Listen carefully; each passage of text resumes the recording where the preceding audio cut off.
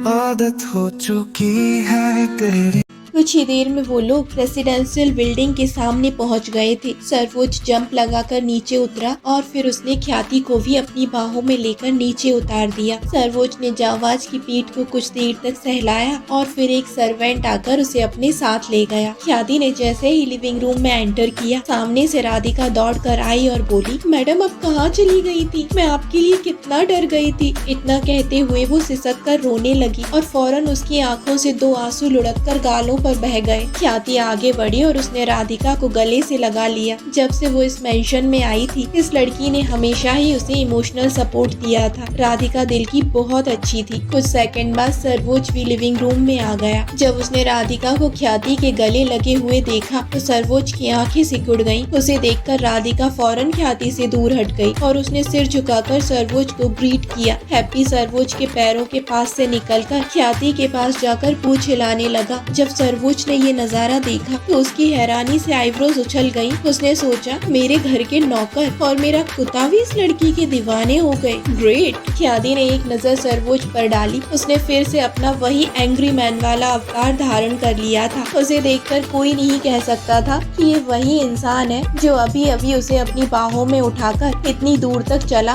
और उसे अपने साथ घोड़े पर बैठाकर मेंशन तक लेकर आया था। हालांकि ये सब सोचते हुए ख्याति के गाल अभी भी ब्लश कर रहे थे। ख्याति ने मन ही मन सोचा, इतना अकड़ू भी नहीं है जितना बनता है। सर्वोच्च लिविंग रूम में सोफे पर बैठ गया और उसके ख्यालों में वो मंजर घूमने लगा जब ख्याति खुद उसके सीने से आकर लग गई थी। तभी ख्याति सर्वोच्च के करीब आई और सिर झुकाकर धीरे से बोली, मिस्टर कपूर, आज के लिए थैंक यू सो मच। सर्वोच्च ने कुछ सेकंड के लिए ख्याति को घूर कर देखा और फिर अपनी आईब्रो उछालते हुए पूछा, सॉरी और थैंक यू तुम्हारे फेवरेट वर्ड है क्या? पहले गलती करना, फिर सॉरी बोलना और फिर थैंक यू बोलना। तुम्हें इसके अलावा कुछ और आता है या नहीं? ख्याति ने नजरें झुकाकर अपना लोअर लिप बाइट किया। वो अपनी ही हरकतों पर बहुत ज्यादा एम्बैरेस थी। वो जितना सर्वोच्च को नाराज ना करने की कोशिश कर रही थी, उतना ही उसके सामने फंस जाती थी। अब क्या तुम ये वेट कर रही हो कि मैं तुम्हें अपनी बाहों में उठाकर वॉशरूम ले जाऊं और अपने हाथों से नहलाऊं? जाओ यहाँ से, खड़ी क्यों हो? अभी सर्वोच्च की कोल्ड आवाज ख्याति के कानों में पड़ी। उसकी बात सुनकर ख्याति के गाल शर्म से जलने लगे। सामने खड़ी राधिका मुंह पर हाथ रखकर धीरे से हंस रही थी। बाकी के नौकर भी छुपकर हंस रहे थे।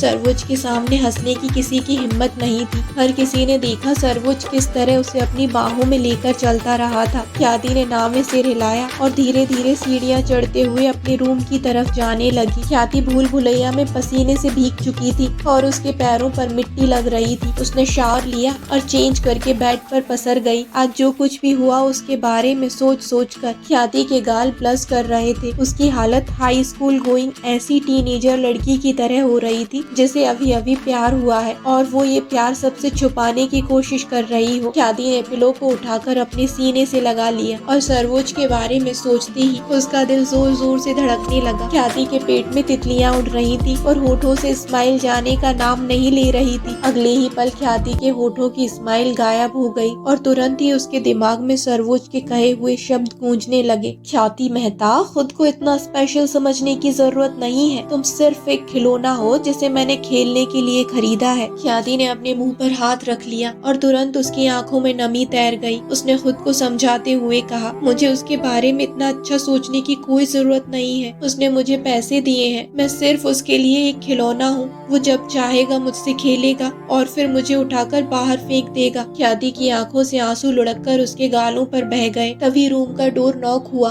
ख्याति ने आंसू पोंछे और डोर ओपन किया तो सामने राधिका खाने की ट्रॉली लेकर खड़ी थी। उसने खाना टेबल पर लगाते हुए कहा, मैडम ये पेन किलर सूप है, इसे पीने से आपके पैरों का दर्द पूरी तरह से गायब हो जाएगा। ख्याति ने राधिका की तरफ देखा और पूछा, तुम्हें कैसे पता मेरे पैरों में दर्द हो रहा है? राधिका ने अपने होंठ सिकोड़ लिए और धीरे से बोली, भूल भुलैया बहुत बड़ी है ना, इसलिए मुझे लगा आप उसमें घूमते घूमते थक गई होंगी। ओह, कहते हुए ख्याति ने उस पेन किलर सूप की तरफ देखा। राधिका बताना चाहती थी कि मैडम मुझे सर ने आपके लिए सूप रेडी करने को कहा था, लेकिन सर्वोज ने उसे ये सब ख्याति को बताने से मना किया था, इसलिए उसने चुप रहने में ही समझदारी समझी। ख्याति ने अपना खाना खत्म किया और बालकनी में चेयर पर बैठकर अपनी स्क्रिप्ट रीड करने लगी। कल उसके कुछ सीन थे जिन्हें शूट करना था। वो हर डायलॉग को याद करना चाहती थी ताकि कोई गलती ना हो और दूसरों का टाइम वेस्ट ना हो। उसे एकांशी की छोटी बहन के रोल को प्ले करने के लिए साइन किया गया था। ख्याति वापस बेड पर आ गई और उसने ब्लैंकेट के अंदर खुद को छुपा लिया। उसके दिमाग में सैकड़ों ख्याल घूम रहे थे। जिस तरह से आज सर्वोज ने उसे बचाया था, अपने साथ घोड़े पर लेकर आया और अपनी बाहों में उठाकर इतनी दूर तक चलता रहा, वो सब क्या था? ख्याति बहुत थकी हुई थी, लेकिन फिर भी उसकी आंखों में नींद नहीं आ रही थी। उसने खुद को हिप्नोटाइज करने के लिए रिवर्स काउंटिंग शुरू कर दी। काउंटिंग के कई सेट करने के बाद पता नहीं उसे कब नींद आई और वो सो गई। नेक्स्ट मॉर्निंग आज उसे शूट के लिए जाना था, इसलिए उसने पहले ही अलार्म सेट कर दिया था। वो जल्दी से उठी और शावर लेकर रेडी हो गई। उसने अपना बैग पैक किया और नीचे आ गई। वो बिना ब्रेकफास्ट किए ही सेट पर जाने के लिए डोर की तरफ बढ़ गई। पीछे से राधिका ने उसे पुकारा, मैडम ब्रेकफास्ट रेडी है, जाने से पहले कुछ खा लीजिए। ख्याति ने लापरवाही से कहा, नहीं मैं टाइम पर पहुंचना चाहती हूँ, अगर मैंने ब्रेकफास्ट किया तो मैं लेट हो जाऊंगी। कंपनी ने ख्याति को पिक करने के लिए एक कार का अरेंजमेंट किया था, लेकिन वो दूसरों को नहीं बताना चाहती थी कि वो सर्वोज कपूर के घर पर रहती थी, इसलिए उसने कार लेने से मना कर दिया था। सर्वोज का मेंशन यूं ही शहर से बहुत दूर था। अभी काफी सुबह थी, भले ही वो टैक्सी बुक करे, लेकिन उसे एक्स्ट्रा पैसे देने के बाद भी इतनी जल्दी टैक्सी नहीं मिल पाएगी, इसलिए उसे टैक्सी के लिए मेन सड़क तक पैदल जाना पड़ेगा। अगर उसे पहले दिन ही देर हो गई तो वो बहुत मुश्किल में पड़ जाएगी और इसका बिल्कुल भी अच्छा इंप्रेशन नहीं पड़ेगा। जाने से पहले ब्रेकफास्ट करो। सडनली सर्वोज की कोल्ड और धीमी आवाज ख्याति के कानों में पड़ी और डोर नॉब पकड़े हुए ख्याति का हाथ जम गया।